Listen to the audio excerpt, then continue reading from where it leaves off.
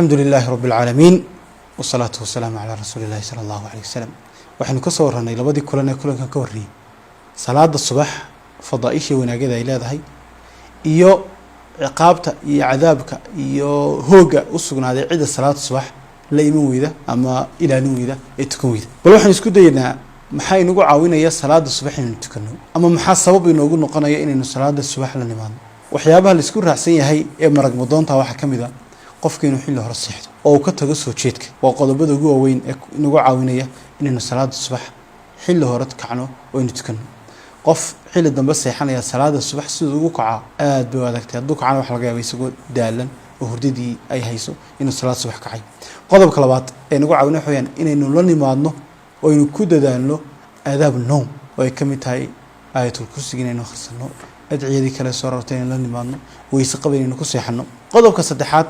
inaynu niyada gelino inaynu salaada subax u kacno oo ku xisaabtano si naftii aynu ugu tababarno oo naftii markay waqtiga gaadho ay u kacdo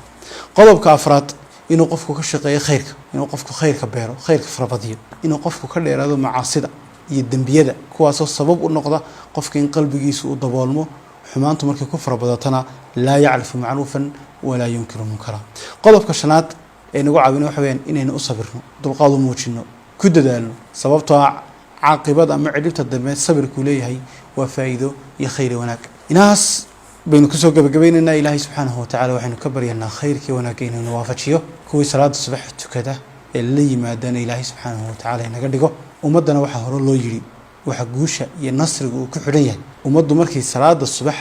أصلا عمرت مساجد ده سيد صلاة جمعة أصلا عمران وأنا رجعني صلاة جمعة مساجد دول كلواية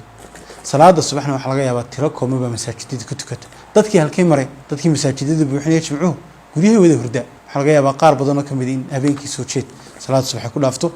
qaar badan oo kamid waxa laga yaabaa iyagoo eedaanka maqlaya inaanay dhag u raaricin oo